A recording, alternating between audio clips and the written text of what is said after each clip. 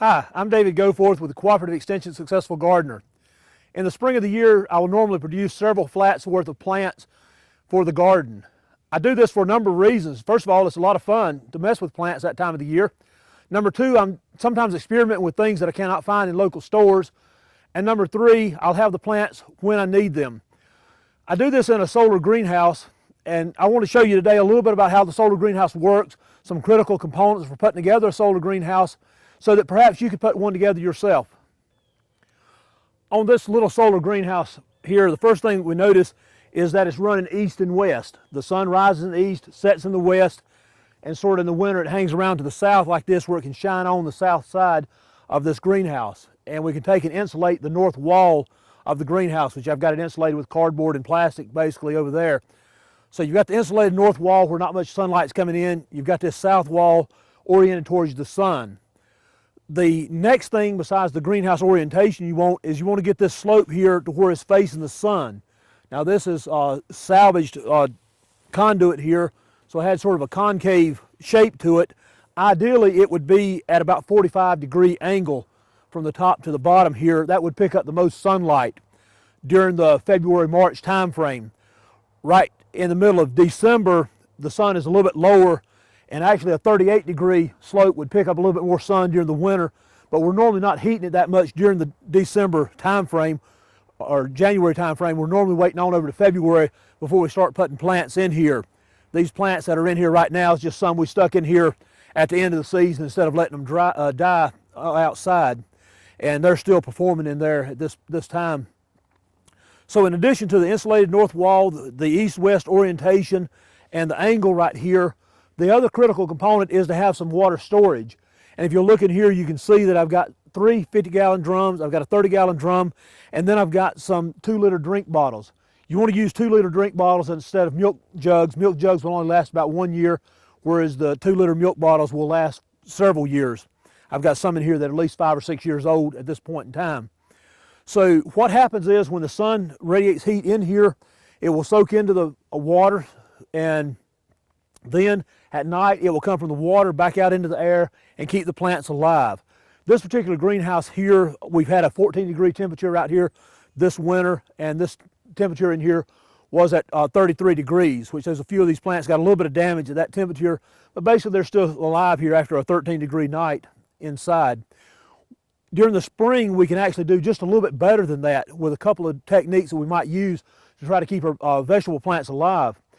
One thing we can do to give us a little bit more protection in here is we can take a piece of newspaper and we lay it over top of the plant. For example, these strawberries down here that we've got a few strawberries coming along right now.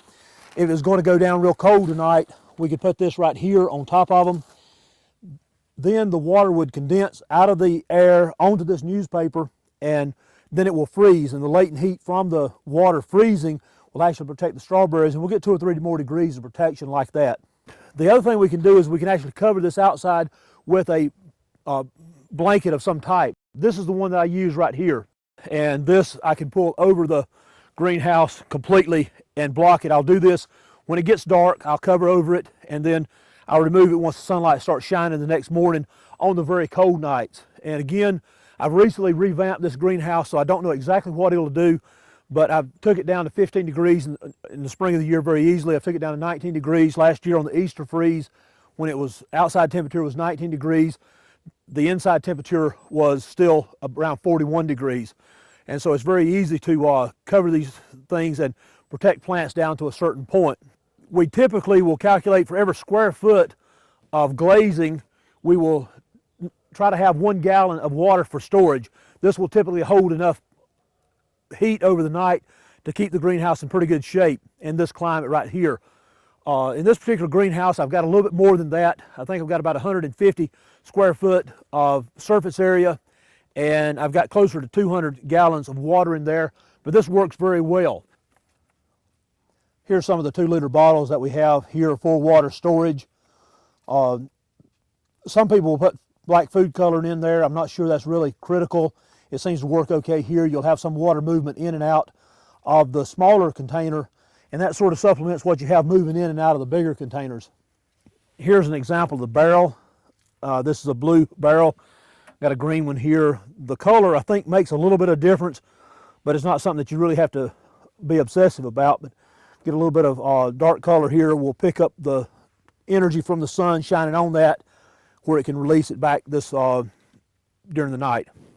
Here's the way I will ventilate the greenhouse. Is I've got the door on the other end, or the other back, where I'll open the door up high, and then I'll take this window out down low here, and that will allow air to come through here and go up out the door during the hottest days. So you do need to plan for some ventilation. And typically what I'll do is, if it's going to be sunshiny and it's above freezing when I leave work, I will open this up when I leave to go to work.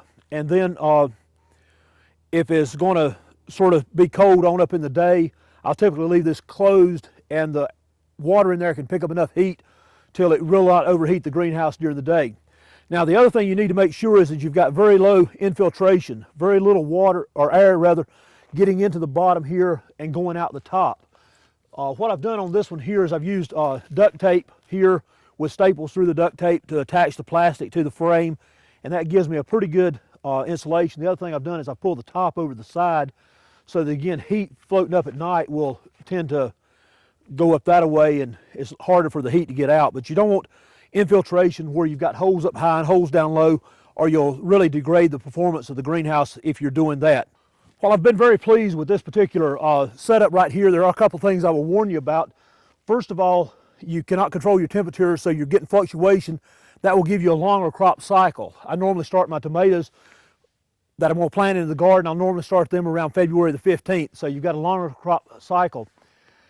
But when you get these lower temperatures, it will shorten the plant down a little bit, it'll make it tougher, and it's a whole lot easier to take these plants from this greenhouse to a garden situation. You don't have to harden them off like you would from a regular greenhouse. Okay, this time I want to show you a high tunnel cold frame, which is a little bit different concept than what we've got here. That'll give you a little bit of protection just in the early part of the season. This is what we call a high tunnel here. It's a type of cold frame that you can actually walk into. A low tunnel would be one that you wouldn't walk into, but your plants were inside and you were outside. When you can walk inside it, you call it a high tunnel. This is a little bit different than a solar greenhouse, that I don't have near the water storage capacity in here. A lot of times I won't put any water storage in these at all. This will give you about 8 to 10 degrees of protection. And we saw that out here the night it was 14 degrees.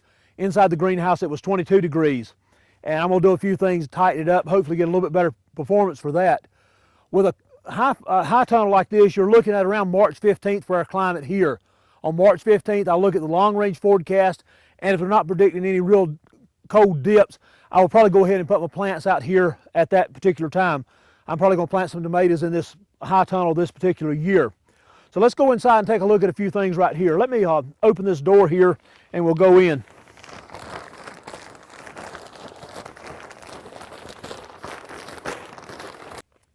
As you can see here, we've got some water storage in this cold frame here. It's not near enough. It's maybe even close to half of what we actually need. And it will give some radiant heat, a little bit of protection though, and a little bit's better than nothing, in my opinion. You can actually use a similar technique like this in your own garden. For example, is you had a plant planted here and it's going to go down real cold. You can take some 2-liter drink bottles or some bottles like this, and you can actually place them all the way around the plant. Just place several of these around the plant and leave it there overnight. And what you will have is radiant heat come from the water going to the plant. As long as that plant can see radiant heat all the way around it, it can survive pretty low conditions. In fact, this past year, again, when we had the 19-degree Easter freeze, I know people that put 2-liter drink bottles all the way around their plants and took them over the night. This here, I'll have too many plants in here to be able to do that. So again, I need to look at about 8 degrees is what I can get. And this last year, the people that had high tunnels during the Easter freeze, they actually lost the plants inside because it's a little bit too cold for that. So hopefully we won't have anything like that this year, but hopefully I'll be able to stretch the season a little bit with this cold frame. Now, having tomatoes in here, your ventilation is a little bit more important. So let me show you how I'm doing the ventilation in here.